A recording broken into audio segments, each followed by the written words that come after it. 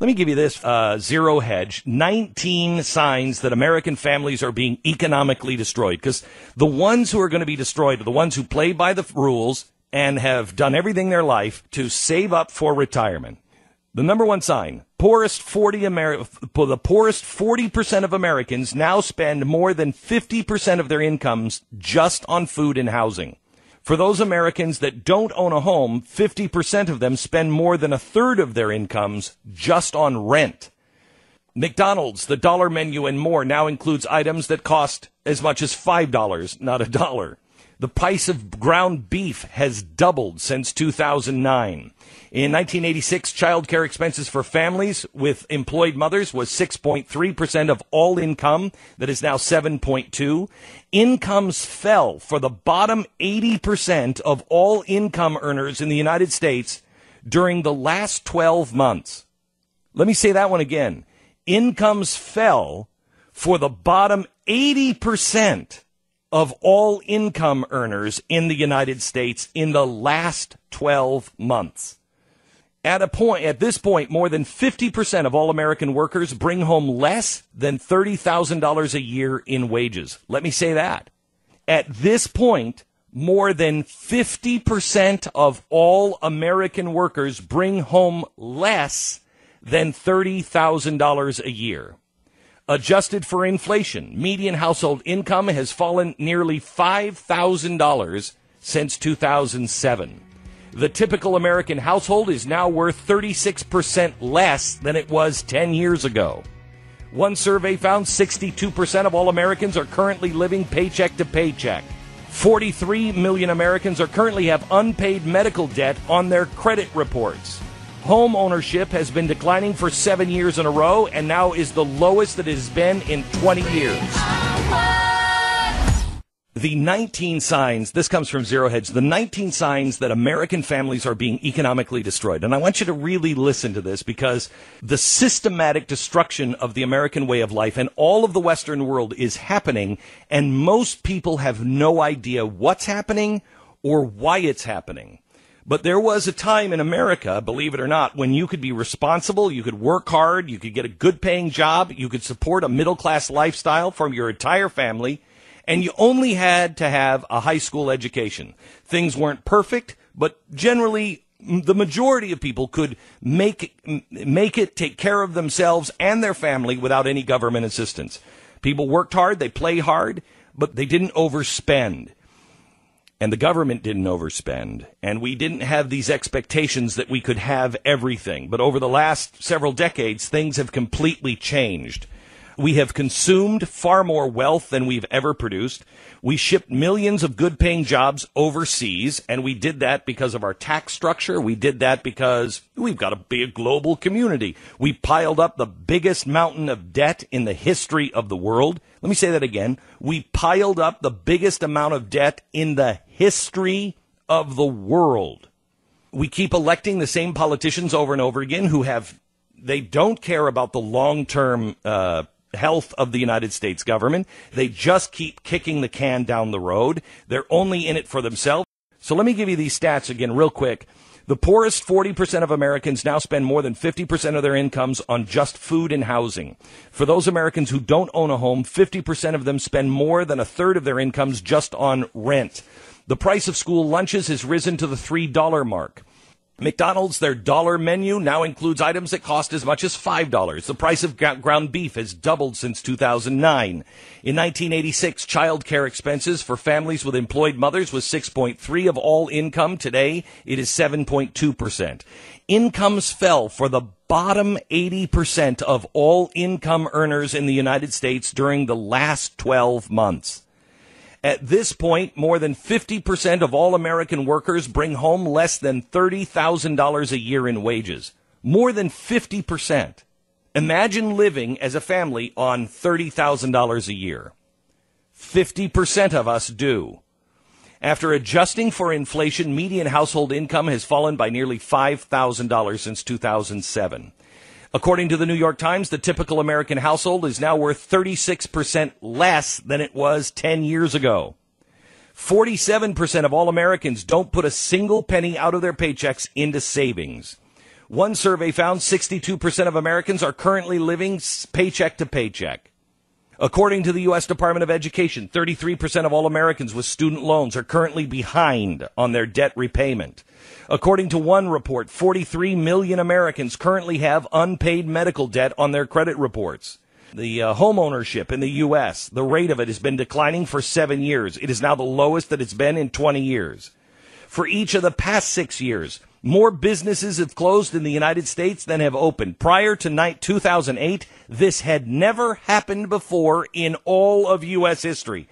Let me say it again. For the first time in all of American history, more businesses fail than succeed. And it's not even close. We went from 180,000 businesses over the line, 180,000 more businesses succeed than fail in 2008 to today, 70,000 more businesses fail than succeed. We have completely flipped that around. And why is that? Because of the way the banks are, because of the bailouts, and because of the federal government. According to the Census Bureau, 65% of all children in the United States are living in a home that receives some form of aid from the federal government. 65% of all children.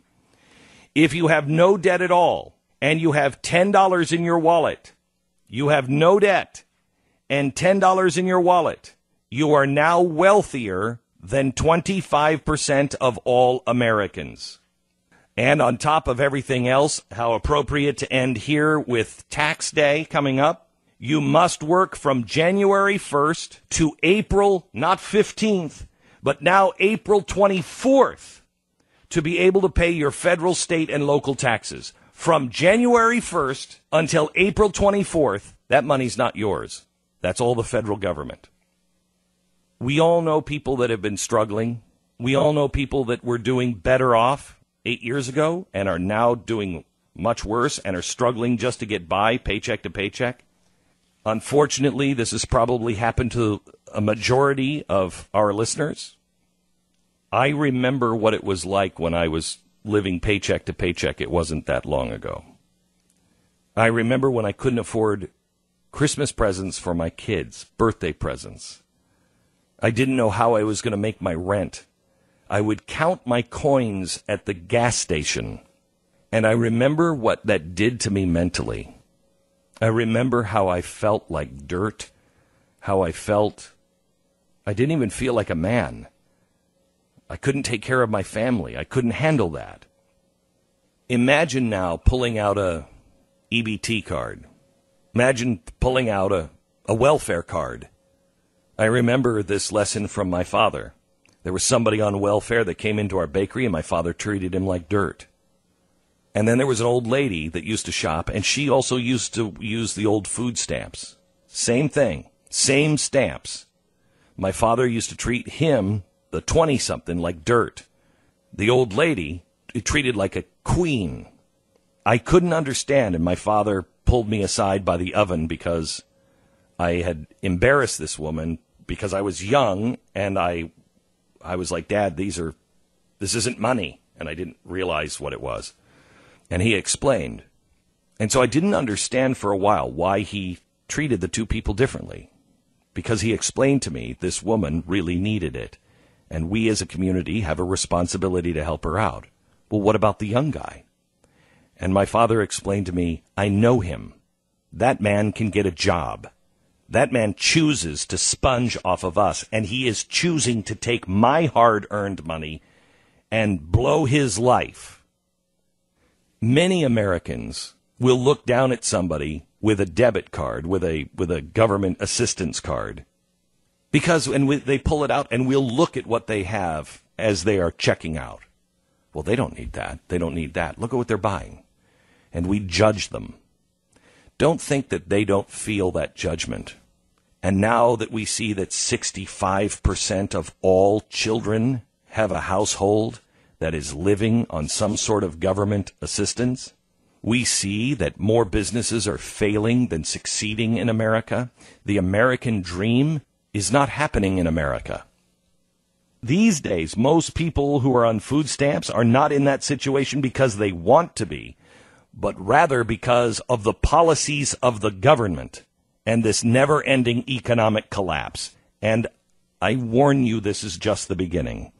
When the next economic crisis, and it's going to be a massive one, strikes, the suffering in this country is going to go to unprecedented levels. We are truly in this together because it's all of our bad decisions. And it's not our bad decisions necessarily in our personal life, although those play a role as well.